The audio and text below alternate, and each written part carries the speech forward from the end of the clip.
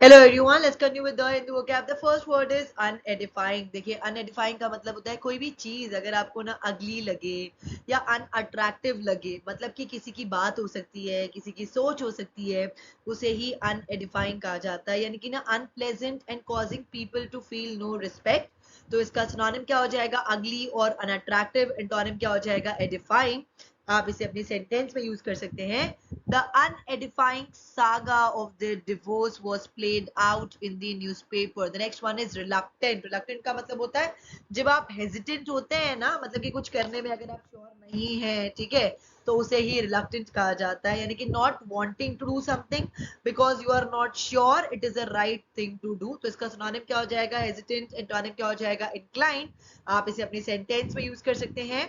I am reluctant to let you borrow my vintage CD since you never give back anything I lend you. The next one is quite. देखिए ये quite का मतलब होता है अधिक नहीं, या तो किसी हद तक, नॉट वेरी और टू अ सर्टेन डिग्री, उसे क्वाइट कहते हैं. और अगर इसी में ना अगर ई टी के पहले लग जाए ना, तो वो क्वाइट का मतलब होता है चुप, शांत, उसे ही क्वाइट कहा जाता है. तो इसका सिनोनिम क्या हो जाएगा? रिलेटिवली. एंटोनिम क्या हो जाएगा? स्पेशली. आप इसे अपनी सेंटेंस में यूज कर सकते हैं.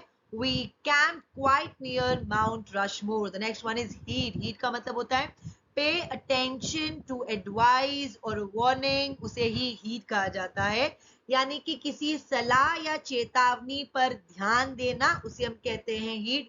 तो इसका सिनोनिम क्या हो जाएगा? अटेंशन. एंटोनिम क्या हो जाएगा? इग्नोर. आप इसे अपनी सेंटेंस में यूज कर सकते हैं. John lost his entire life savings because he was too arrogant to heed my tips on the stock market. The next one is perceive. देखिए परसीव्ड का मतलब होता है टू नोटिस और रियलाइज समथिंग, उसे ही परसीव्ड कहा जाता है. तो इसका सिनोनिम क्या हो जाएगा? डिसर्न. एंटोनिम क्या हो जाएगा? डिसरिगार्ड. आप इसे अपनी सेंटेंस में यूज कर सकते हैं. I thought I perceived a problem but I wasn't sure. The next one is deployment. Deployment का मतलब होता है the distribution of forces in preparation for battle or work, उसे ही deployment कहते हैं. तो इसका सिनोनिम क्या हो जाएगा? पोजीशन. आप इसे अपनी सेंटेंस में यूज कर सकते हैं. The commander deployed additional troops to the region this morning. The next one is discretion. देखिए इसके ना दो मतलब होते हैं. एक डिस्क्रिशन का मतलब होता है कि आपको ना पूरा फ्रीडम है, पूरा पार है, आप है ना कोई भी डिसीजन ना ले सकते हैं, उसे ही डिस्क्रिशन कहा जाता है, यानी कि the freedom and power to make decisions by yourself.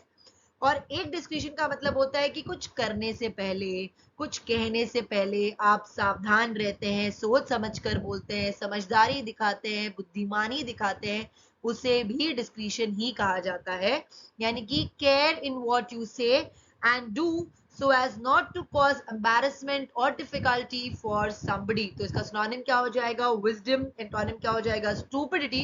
आप इसे अपनी सेंटेंस में यूज कर सकते हैं. Since there is a storm overhead, the pilot will depart the airport at his own discretion. The next one is prospective.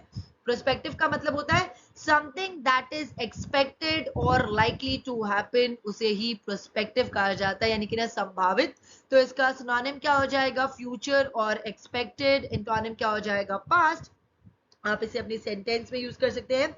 We have had 3 sets of prospective buyers looking at the house. The next one, grievance. देखिए grievance का मतलब होता है शिकायत, व्यथा, यानी कि complain, उसे ही ग्रीवियंस कहा जाता है, यानी कि something that you think is unfair and that you want to complain और प्रोटेस्ट अबाउट. तो इसका एंटोनिम क्या हो जाएगा? प्रेज. आप इसे अपनी सेंटेंस में यूज कर सकते हैं. She decided to file a formal grievance against the utility company. The next one is pique. Pique का मतलब होता है किसी को गुस्सा दिलाना, उसे ही पीक कहा जाता है. तो इसका सिनोनिम क्या हो जाएगा? रिसेंटमेंट और आउटरेज. एंटोनिम क्या हो जाएगा? सेटिस्फैक्शन. आप इसे अपनी सेंटेंस में यूज कर सकते हैं. इन अ फिट ऑफ पीक, यानी कि गुस्से में आकर, she posted embarrassing photos of her ex boyfriend on the internet. The next one is resentment. Resentment का मतलब होता है नाराजगी या रोष, उसे ही रिसेंटमेंट कहा जाता है, यानी कि a feeling of deep and bitter anger and ill will. तो इसका सिनोनिम क्या हो जाएगा? ग्रज. आप इसे अपनी सेंटेंस में यूज कर सकते हैं. This decision has caused resentment among some teachers. Next one is affirm. Affirm का मतलब होता है औपचारिक रूप से किसी बात को सही मानना, निश्चय पूर्वक समर्थन करना, उसे ही अफर्म कहा जाता है, यानी कि टू से फॉर्मली और clearly that something is true और that you support something strongly, उसे ही हम अफर्म कहते हैं। तो इसका सिनोनिम क्या हो जाएगा? क्लेम। एंटोनिम क्या हो जाएगा? डिनाई। आप इसे अपनी सेंटेंस में यूज कर सकते हैं।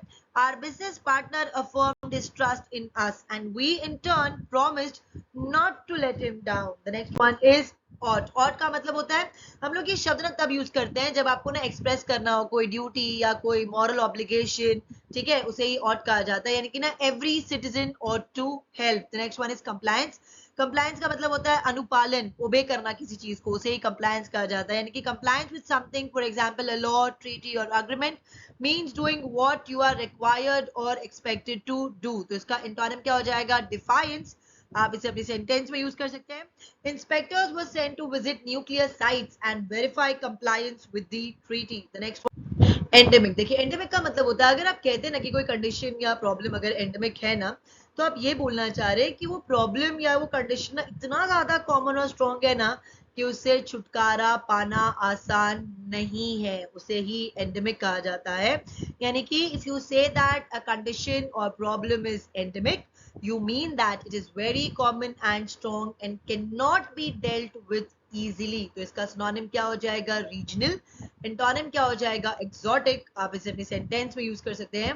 Street crime is virtually endemic in large cities. The next one is intervene. Intervene का मतलब होता है to interrupt somebody who is speaking in order to say something, यानी कि अपनी बात कहने के लिए जो सामने वाला पर्सन कुछ बोल रहा है तो उसके बोलने में उसको ना इंटरफियर करना, बाधा डाल देना, उसे ही इंटरवीन कहा जाता है।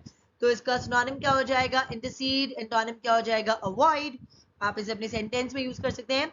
आई would like to help but I don't have the power to intervene in this dispute. The next one is domain. domain का मतलब होता है an area of knowledge और activity, उसे ही domain कहा जाता है। यानी कि ज्ञान या कार्य का क्षेत्र। तो इसका सिनोनिम क्या हो जाएगा? realm। आप इसे अपनी सेंटेंस में यूज कर सकते हैं। I don't do any gardening, यानी कि मैं गार्डनिंग नहीं करता हूँ। That's my wife's domain, मतलब कि वो मेरी वाइफ का कार्य क्षेत्र है, ठीक है। The next one is train. Train का मतलब होता है to make a great mental और physical effort to do something, उसे ही स्ट्रेन कहा जाता है। यानी कि किसी काम के लिए काफी अधिक मानसिक या शारीरिक श्रम करना। तो इसका सिनोनिम क्या हो जाएगा? प्रेशर। एंटोनिम क्या हो जाएगा? कंफर्ट। आप इसे अपनी सेंटेंस में यूज कर सकते हैं। The families constant moving is putting a real strain on the children. The next one is personnel. Personnel का मतलब होता है आपका स्टाफ या आपका वर्कफोर्स, उसे ही पर्सोनल कहा जाता है। यानी कि the people who work for a large organisation और one of the armed forces, उसे हम कहते हैं पर्सोनल। आप इसे अपनी सेंटेंस में यूज कर सकते हैं। Several personnel were asked to resign after inner company fraud was discovered this week. That's it for today. अगर आपको वीडियो अच्छा लगा तो इसे लाइक करें, शेयर करें, कमेंट करें, साथ ही साथ मेरे चैनल को सब्सक्राइब करें। Thank you.